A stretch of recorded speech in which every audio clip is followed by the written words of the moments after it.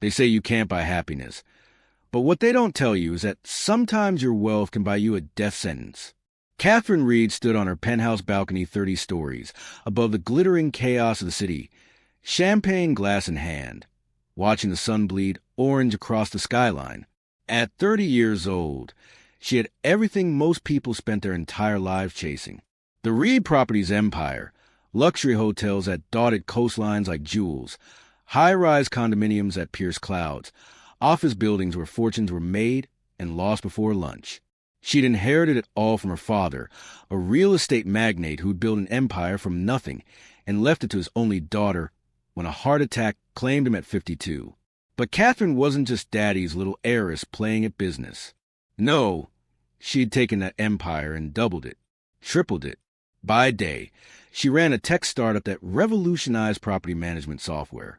By night, she hosted galas that raised millions for children's hospitals and arts programs. The city loved her. The society pages adored her. Entrepreneurs wanted to be her. And somewhere in the back of her brilliant mind, Catherine Reed understood something that most people in her tax bracket refused to acknowledge. Wealth corrupts. She'd read the studies, the social psychology research that showed how power and money erode empathy, how those at the top develop fewer qualms about breaking rules when greed whispers in their ear. She'd always believed she was different, that her father had raised her better, that her philanthropic work insulated her from that particular poison. But standing there as dusk settled over her kingdom of glass and steel, Catherine felt something she couldn't quite name. A premonition, maybe, a shadow at the edge of her peripheral vision. The dark side of affluence, lurking just beyond the champagne fountains and designer gowns. She should have listened to that feeling. She should have run. But then spring arrived, and with it came Thomas Cavendish, and everything changed.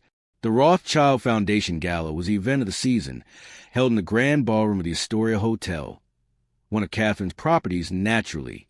She'd arrived alone, draped in midnight blue silk that caught light like water, her dark hair swept up to reveal the diamond earrings that had been her mother's. She wasn't looking for romance. At 30, Catherine had dated enough venture capitalists and trust fund brats to know that most men in her world wanted either her money or her connections, sometimes both. She resigned herself to a life of strategic solitude, married to her empire, if nothing else. Then she saw him across the room, and the air shifted. Thomas Cavendish had the kind of face that belonged on old money. Strong jaw, clear blue eyes, sandy hair swept back just so. But it was the way he moved that caught her attention. The easy confidence of someone who'd never doubted his place in the world. He was talking to the mayor, one hand casually in his pocket, laughing at something with genuine warmth rather than the practiced chuckle most men in these circles deployed like a weapon. Catherine knew who he was, of course. Everyone knew the Cavendishes. Old New England dynasty, the kind of family that had streets named after them. The Cavendish holding was legendary. Shipping, real estate, banking, their fingers in every profitable pie for the last 150 years. And Thomas was a rising CEO, the golden boy groomed from birth to lead the empire. When he looked up and caught her staring, Catherine felt something she hadn't felt in years. Genuine attraction, sharp and electric and dangerous. He crossed the room like a man on a mission, navigating through clusters of Manhattan's elite with practiced ease. And when he reached her, his smile was devastating. "Catherine Reed," he said, and his voice was warm whiskey and old libraries. "I've been trying to get an introduction for months, but you're impossible to pin down." They talked for 3 hours straight, forgetting about the gala, the speeches, the silent auction. He was charming without being oily, intelligent without being condescending. He asked about her tech startup with genuine interest, listened when she talked about the challenges of being a young woman in a male-dominated industry, shared stories about the pressure of living up to a legendary family name.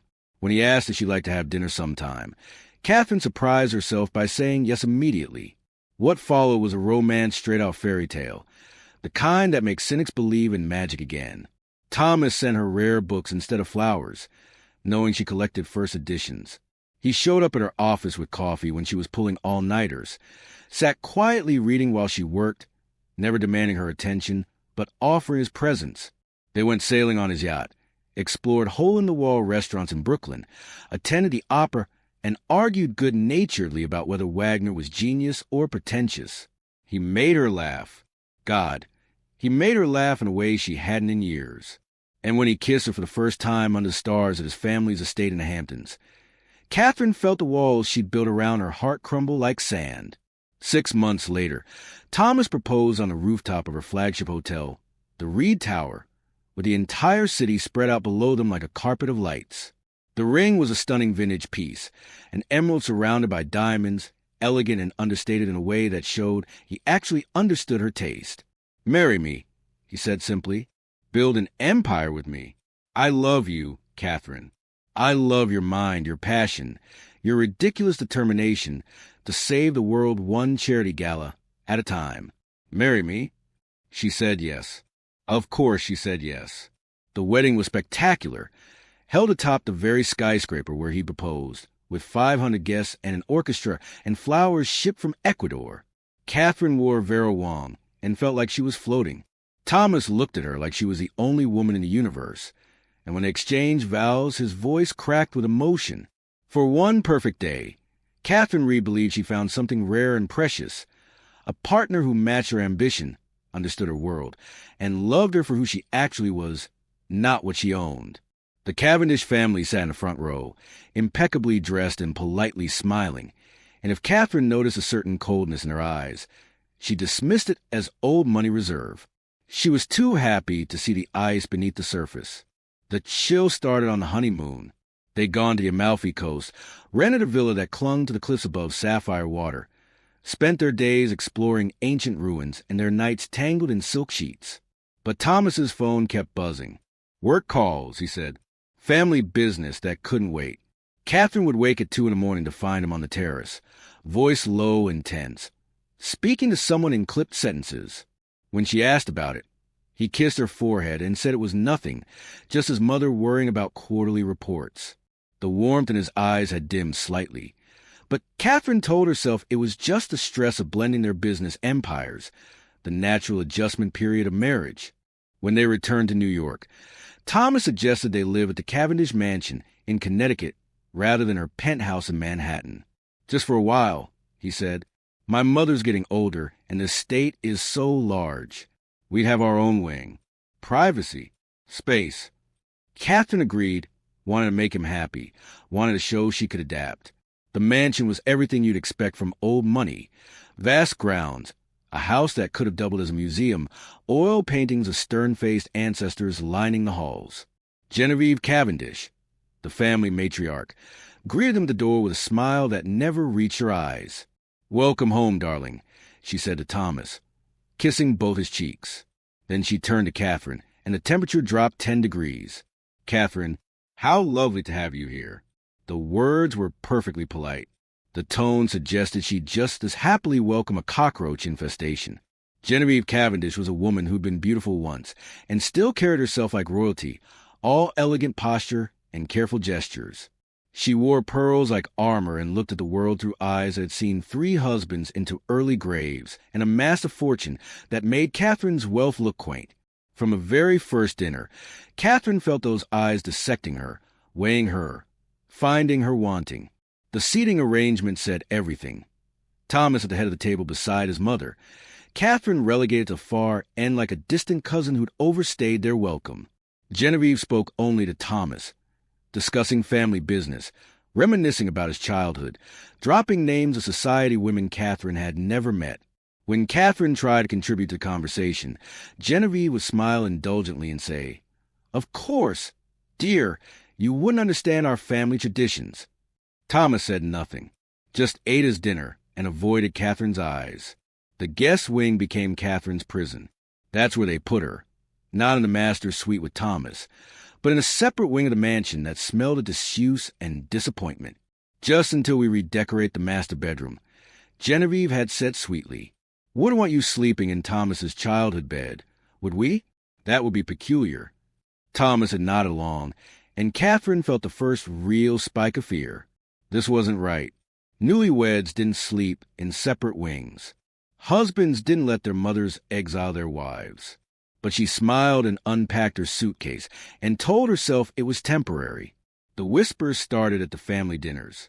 Thomas's aunts and cousins, the extended Cavendish clan, gathered every Sunday like some twisted Norman Rockwell painting. They'd go quiet when Catherine entered a room, then resume their conversations in voices just loud enough for her to hear fragments. Not really one of us, is she? New money, you know how they are. Poor Thomas, such a dutiful son. Catherine learned that in the Cavendish world, duty meant obedience, and family meant bloodline, not affection.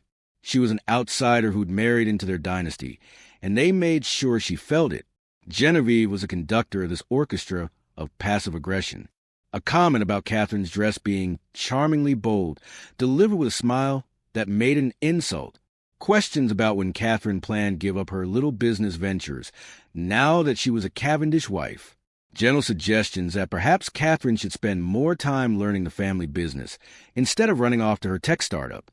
And always, the implication that Catherine was temporary, a phase Thomas would outgrow once he came to his senses.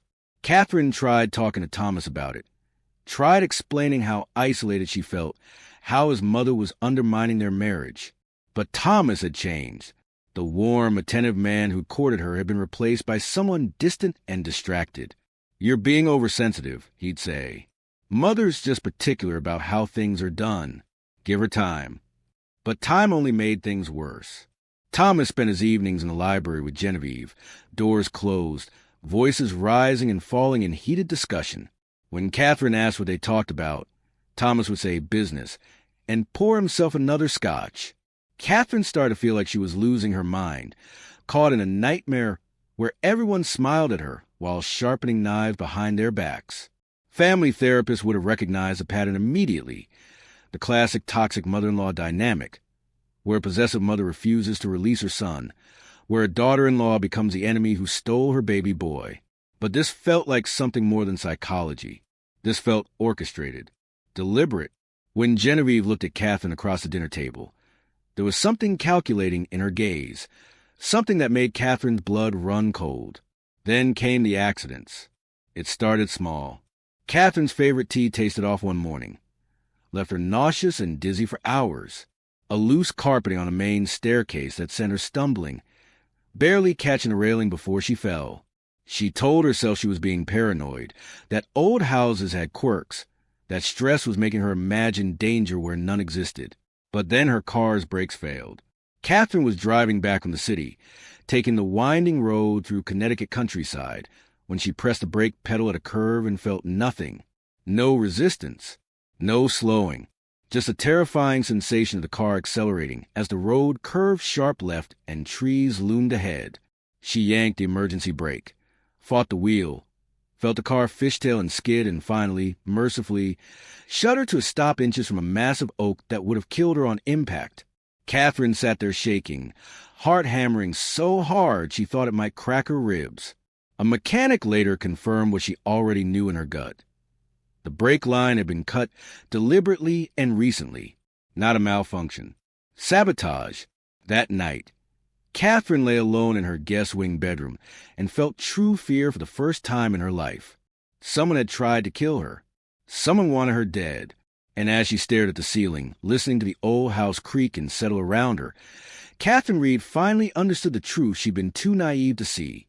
She married into a family that saw her not as a daughter-in-law, but as an obstacle to be removed.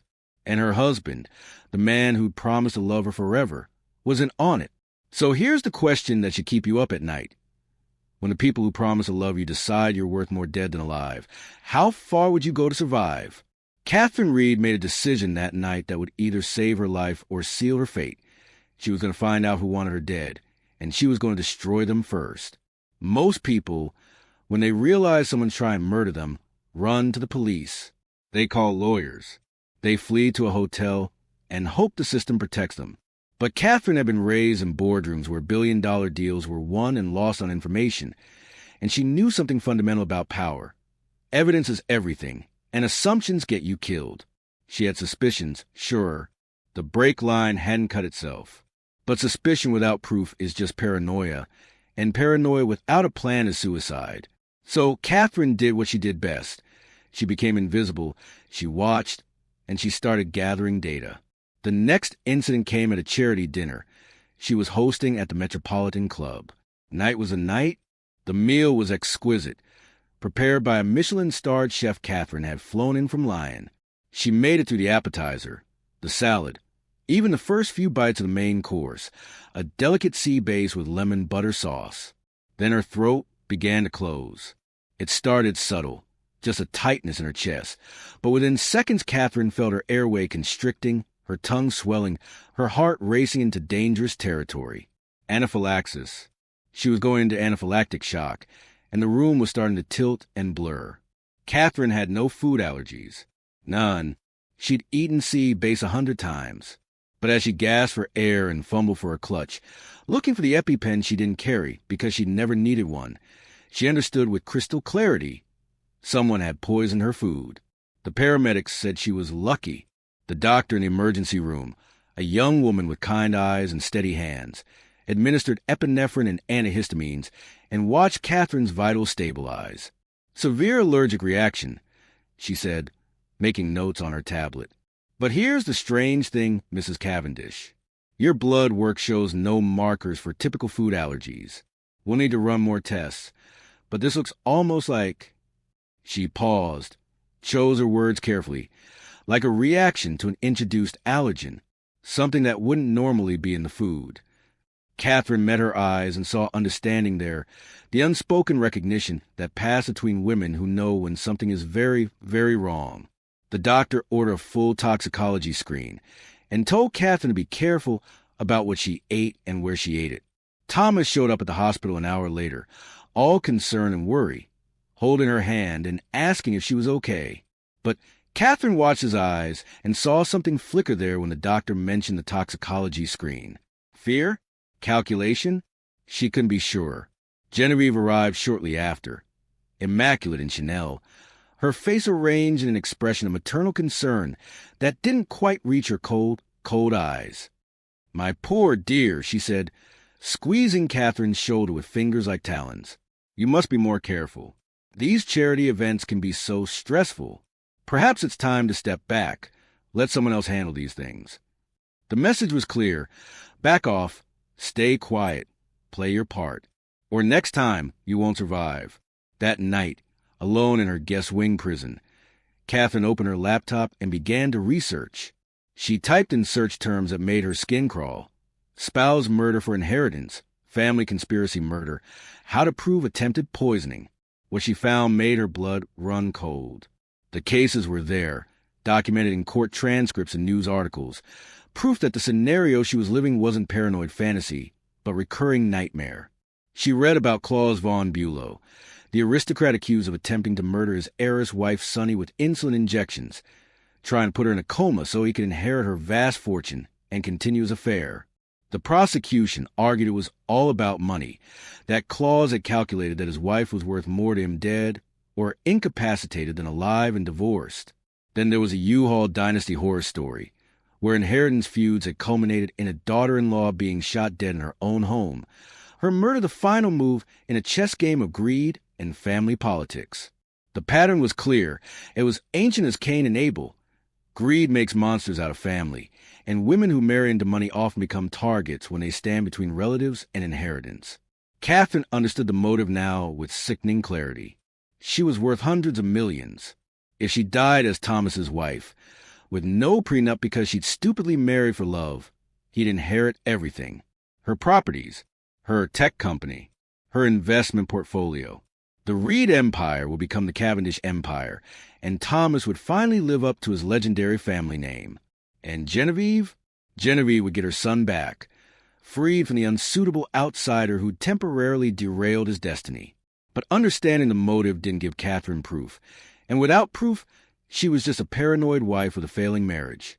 So she made a plan, a dangerous, calculated plan that required her to do the hardest thing imaginable, pretend everything was fine while she built her case, brick by brick, evidence by evidence. Catherine became a different person. By day, she played the dutiful Cavendish wife, attending family dinners with her smile firmly in place, making small talk with Thomas's relatives, enduring Genevieve's passive-aggressive commentary without flinching. But by night, she became a spy in her own home. She installed tiny cameras in common areas, hidden in picture frames and decorative vases. She placed recording devices in the library where Thomas and Genevieve held their mysterious meetings. She hacked into Thomas's email, not hard, since she knew his passwords from back when they'd actually trusted each other, and began downloading everything: financial records, family correspondence, legal documents, every piece of data that might reveal the conspiracy she knew was unfolding around her. What she found was damning. Coded emails between Thomas and Genevieve, discussing the situation and timeline adjustments and handling the problem. Messages to family lawyers about inheritance law and spousal rights. Most chillingly, Catherine discovered that Genevieve had transferred a significant sum of money to an offshore account 3 days before Catherine's break line was cut. Not proof positive, but suspicious as hell. Catherine copied everything to an encrypted drive, then to a second backup, then to a third that she mailed to her attorney with instructions not to open it unless she died or disappeared. Because Catherine was many things: naive about love, maybe too trusting in the goodness of people, but she wasn't stupid. She understood that collecting evidence meant staying alive long enough to use it, and staying alive meant thinking 3 steps ahead of people who wanted her dead. The accidents continued, each one more brazen than the last. A loose railing on the mansion's 3rd-floor balcony that would have sent her plunging 30 feet to marble floors. Prescription medication in her bathroom cabinet that had been replaced with something else. Pills that looked identical but contained God knows what. Catherine stopped eating anything she hadn't prepared herself, stopped touching railings, checked every lock and every window before she slept. She was living in a state of hypervigilance that would have broken most people, constantly calculating risk, constantly aware that her husband and mother-in-law were trying to murder her while smiling to her face. And the question that should haunt anyone watching this is, how do you sleep at night when the person lying next to you wants you dead? The turning point came 6 weeks after the poisoning incident. Catherine was in the library late at night, supposedly reading but actually monitoring the recording device she'd hidden behind a first edition of Hemingway. Thomas and Genevieve were in Thomas's study down the hall, their voices occasionally rising loud enough to carry through the thick walls. Then she heard footsteps, and Thomas emerged into the hallway, clearly drunk, stumbling slightly as he made his way toward the kitchen. Catherine made a split-second decision. She intercepted him, played the concerned wife, asked if he was okay. Thomas looked at her with eyes that couldn't quite focus and laughed, bitter and broken. "Am I okay?" he repeated. "Am I okay?" "None of this is okay, Catherine. None of it."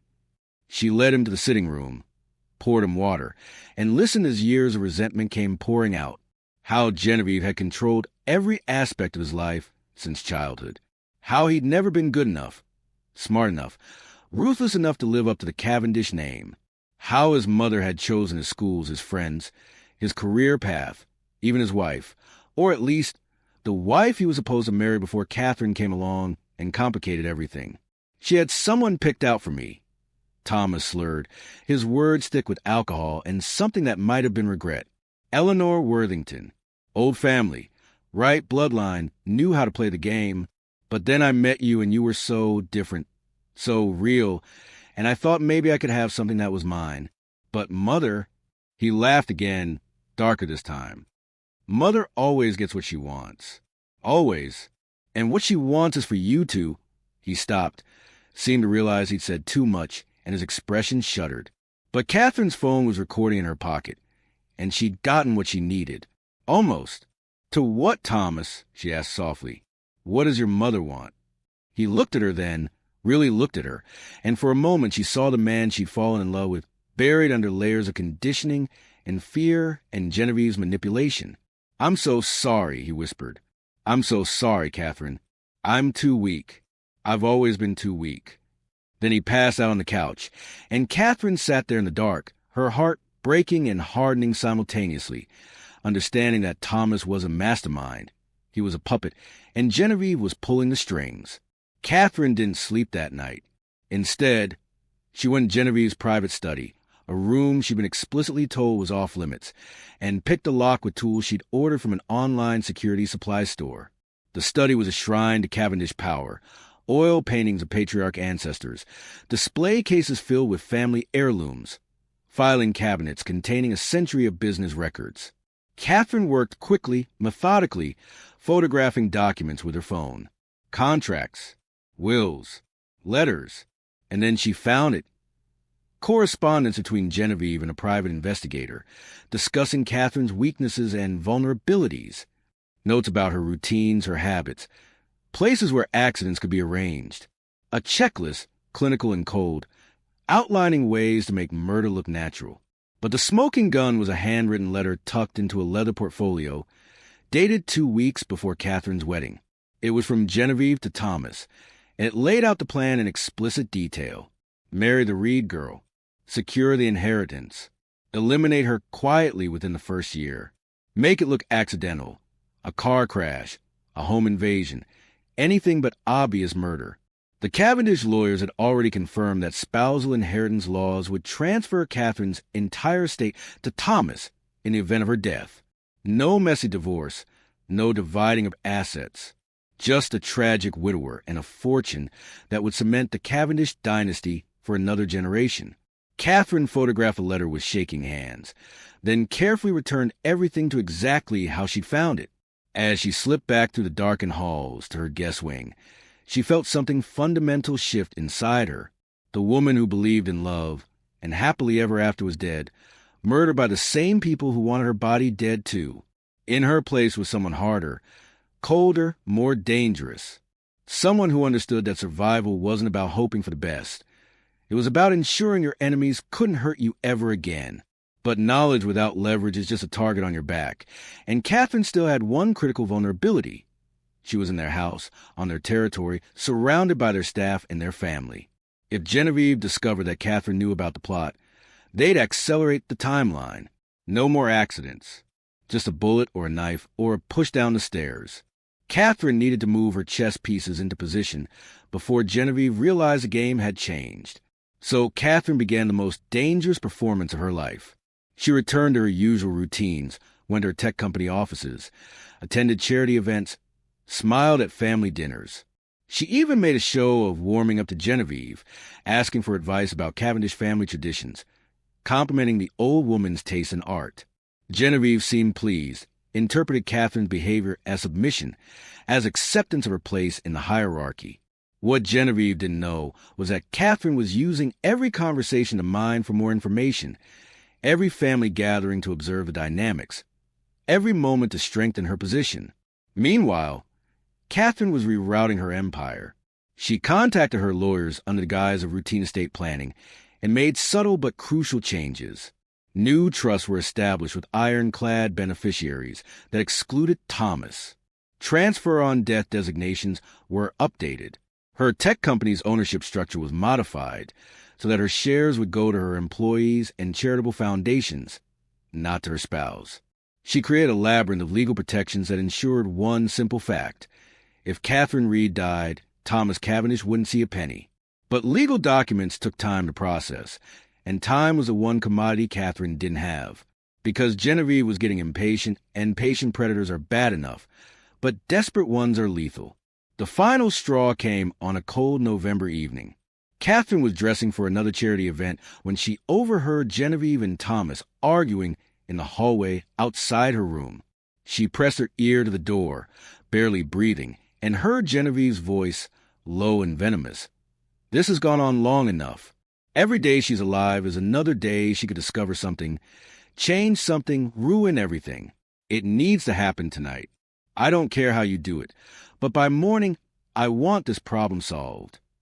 Catherine heard Thomas's weak protest, Genevieve's sharp response, and then footsteps walking away. Her heart hammered. So hard she thought they might hear through the door. Tonight, they were going to kill her tonight. And here's the terrifying question that should make your blood run cold. When you know death is coming for you in the dark, when the trap is set and the hunters are circling, how you turn the tables when you're already surrounded. Catherine stood in her room, mind racing through options and discarding them just as fast. She could run, grab her keys, and disappear into the night. But running meant leaving behind her evidence, her leverage, everything she'd worked to build. Running meant they'd win. She could call the police, but with what?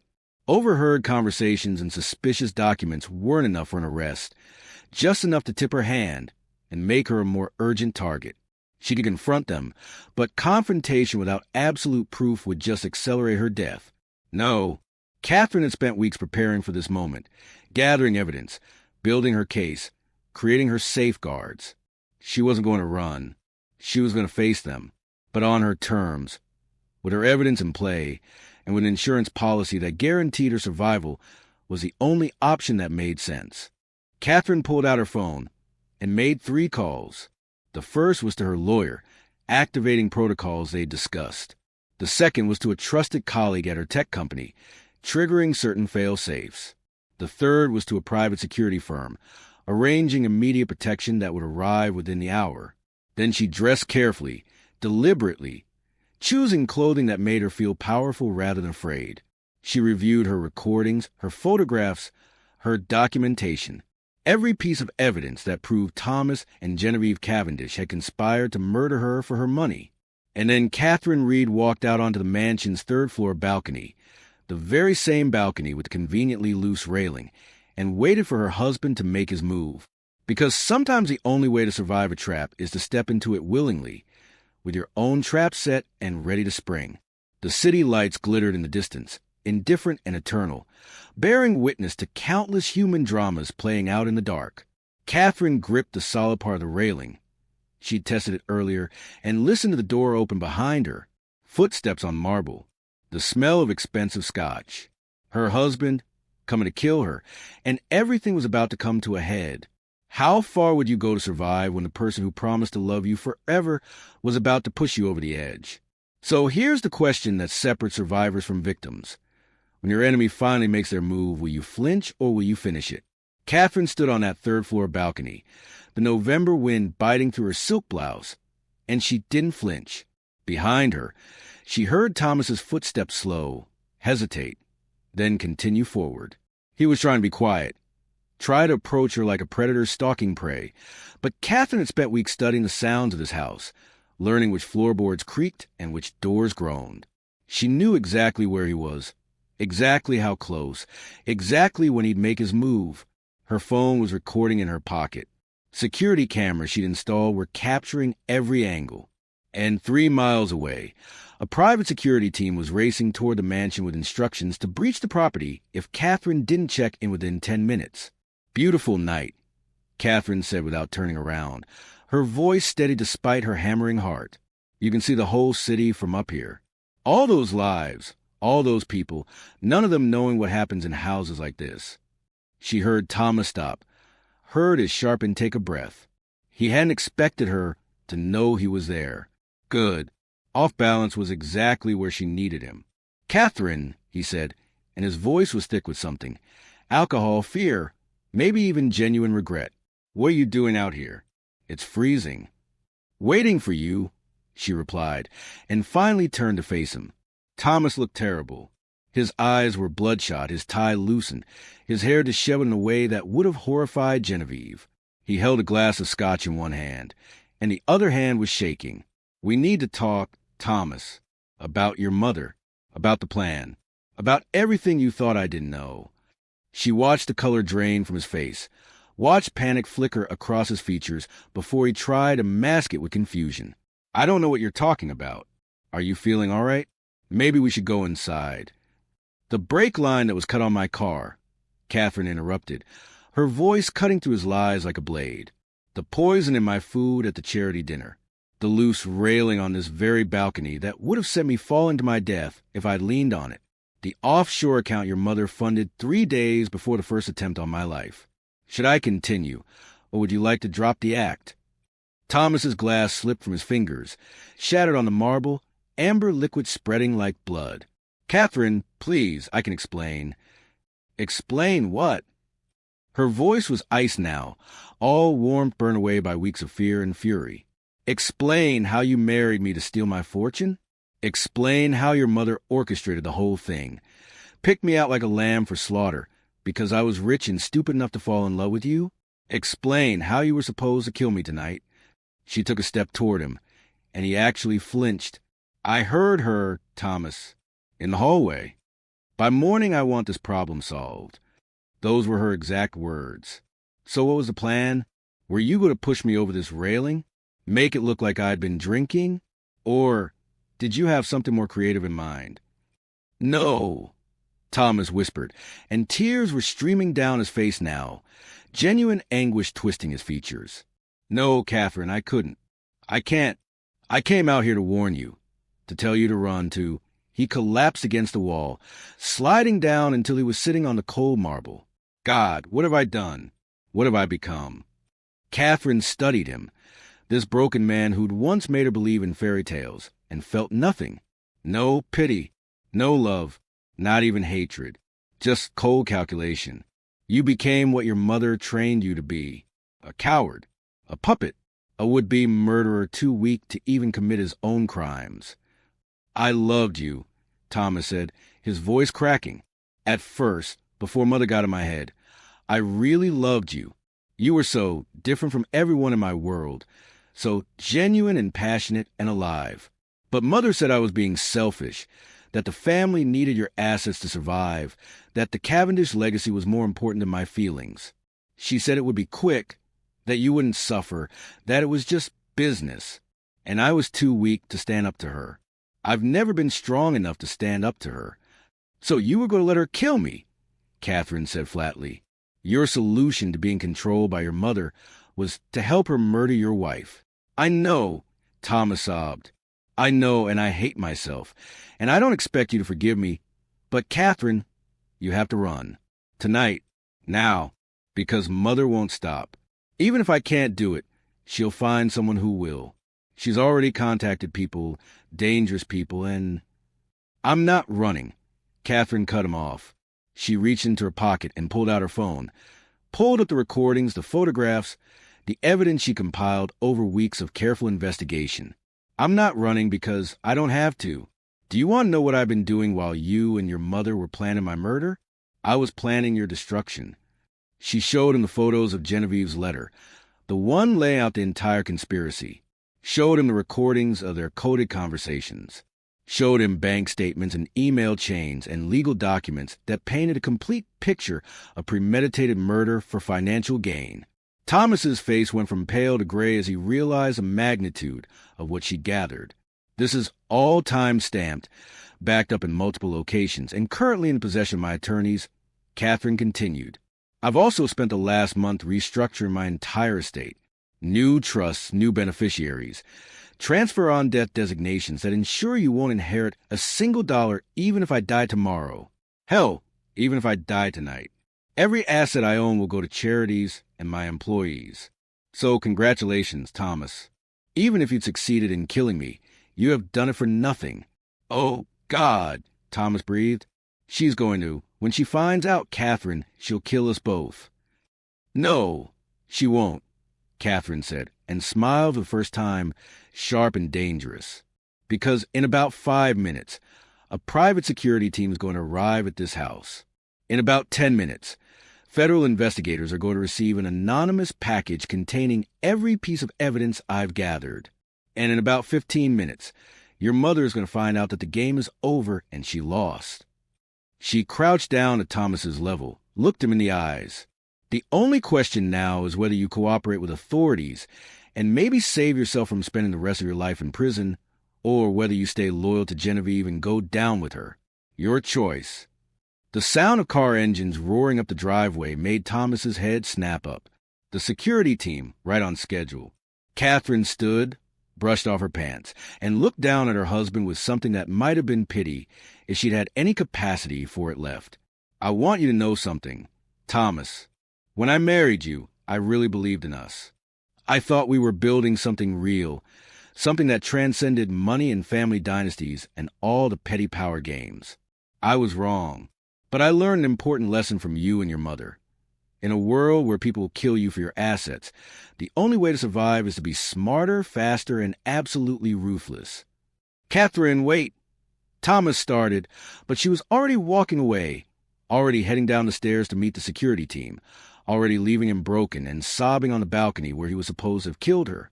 The next 72 hours moved with the inexorable momentum of an avalanche. The security team secured the mansion and ensured Catherine's safety while she contacted authorities. Federal investigators, intrigued by the evidence of conspiracy to commit murder and financial fraud, descended on a Cavendish estate with warrants and forensic accountants. Genevieve tried to lawyer up, tried to use her connections and her influence to make the investigation disappear, but Catherine had been thorough. Too thorough. The evidence was overwhelming, documented, and impossible to dismiss.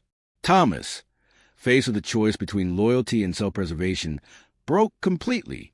He gave a full confession to investigators, detailing how Genevieve had manipulated him since childhood, how she'd arranged a marriage to Catherine specifically to acquire Reed properties, how she planned every attempt on Catherine's life down to the smallest detail. He provided names of the people Genevieve had contacted: a private investigator who'd surveilled Catherine, a mechanic who'd been paid to cut the brake line, even a doctor who'd been prepared to sign off on Catherine's death as accidental. The conspiracy was vast and meticulous, and it had Genevieve Cavendish's fingerprints all over it. Genevieve herself maintained her composure for exactly 1 hour after the investigators arrived. Then, when she realized that her perfect plan had been discovered and documented and destroyed, she finally showed her true face. The elegant matriarch disappeared, replaced by a snarling, furious woman who screamed at Catherine that she was an ungrateful nobody who should have died quietly like she was supposed to. The investigators recorded every word, and Genevieve was arrested on charges of conspiracy to commit murder, attempted murder, and wire fraud. The trial became a media sensation. Old money dynasty accused of plotting to kill young heiress for her fortune. It had everything the public loved. Catherine testified calmly and clearly, presenting her evidence, explaining how she'd uncovered the plot and gathered proof while in constant fear for her life. Thomas testified against his mother, weeping through his confession, painting a picture of lifelong psychological abuse and manipulation. Genevieve's defense tried to argue that she was merely trying to protect the family business, that Catherine had misunderstood, that the evidence was circumstantial. But juries don't like women who try to murder other women for money, and they especially don't like mothers who manipulate their sons into becoming accomplices to murder. Genevieve Cavendish was convicted on all counts and sentenced to 25 years in federal prison.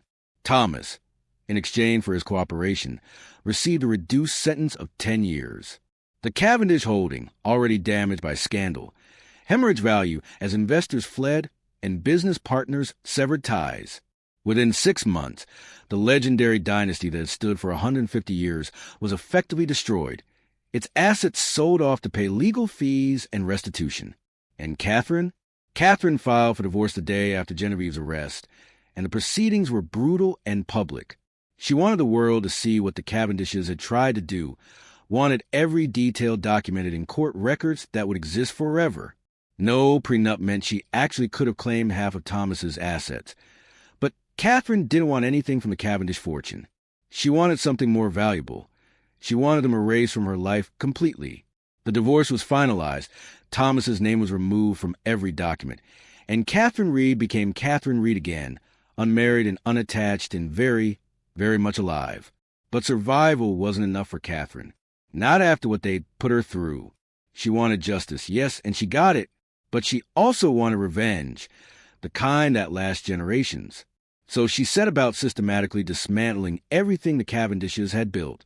She bought up their assets when they went to auction, acquired their properties and their businesses for pennies on the dollar.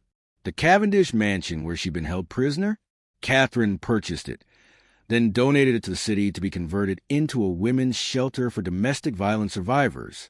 Every hotel, every office building, every piece of the Cavendish empire was methodically absorbed into the Reed Properties portfolio or sold to Catherine's allies. She erased the Cavendish name from buildings where it stood for decades, replaced it with foundations named after her father, after causes she believed in, after everything except the family that had tried to kill her. The most delicious revenge, though, came in the form of a foundation Catherine established with $10 million of her own money, the Genevieve Cavendish Memorial Fund for Women's Safety and Independence. Every year, it provided grants to organizations helping women escape dangerous marriages, toxic families, and financial abuse. Every year, Genevieve's name was attached to the very cause she'd most despised, women's empowerment and independence. Catherine made sure the press covered every grant announcement, every success story, Every woman who'd been helped by a fund bearing the name of a woman who tried to commit murder for money. Some people said Catherine was being vindictive. They said she should have taken the high road, forgiven and moved on, let bygones be bygones. But Catherine understood something those people didn't. Mercy is a luxury for people who haven't had someone try to kill them repeatedly. The Cavendishes had shown her who they really were, and Catherine believed them the first time. 18 months after the trial ended, Catherine stood once again on her penthouse balcony. Her own balcony this time, in her own building, in her own empire. The city sparkled below, indifferent and eternal, and Catherine felt something she hadn't felt in nearly 2 years. Peace. Not the naive happiness of her early marriage, but something harder and more durable. The peace of someone who'd faced the worst humanity could offer and survived, who'd played the game and won, who'd learned that sometimes the only way to deal with monsters is to become something they fear. Her phone buzzed with a text from her lawyer. The final Cavendish asset had just been sold, the last piece of their empire dismantled and distributed. Catherine smiled, lifted her champagne glass to the skyline, and toasted her own survival. She'd rebuilt her life, expanded her business empire beyond anything her father had imagined, and emerged from the whole nightmare stronger than before. But here's the thing about surviving attempted murder. It changes you in ways you can't undo. Catherine knew she'd never trust easily again, never let her guard down, never believe in fairy tale romances or happily ever afters. The woman who'd married Thomas Cavendish was dead, killed by the same people who tried to kill her body. In her place was someone harder, colder, more dangerous. Someone who understood that in a world where family could become your executioners, the only person you could truly rely on was yourself. And, you know what? Catherine was okay with that. Better to be alone and alive than loved and dead. So let me ask you this. If someone you love betrayed you in the worst possible way, how far would you go to make sure they could never hurt you or anyone else again? Would you take the high road? Or would you burn their world to the ground and salt the earth where it stood? Drop your thoughts in the comments below. And if this story taught you anything about trust, survival, and the dark side of family dynasties, smash that like button, because Catherine Reed's story deserves to be heard. Share this video with anyone who needs a reminder that victims can become victors, that the underestimated can overthrow empires, and that sometimes the best revenge isn't getting even. It's winning so completely that your enemies' names become cautionary tales. Subscribe if you want more real stories about people who refuse to be victims, who fought back against impossible odds, and who prove that intelligence and preparation can defeat even the most ruthless conspiracies. Hit that notification bell, because trust me, the stories I've lined up will make the Cavendish conspiracy look tame. Catherine Reed walked away from her nightmare with her fortune, her freedom, and her life. The Cavendishes lost everything: their wealth, their reputation, their freedom, their legacy. And every single day, somewhere in the world, a woman gets help from a foundation bearing Genevieve Cavendish's name, a woman who escapes a dangerous situation because Catherine turned her trauma into triumph. That's not just revenge. That's poetry. Now tell me, what would your revenge look like?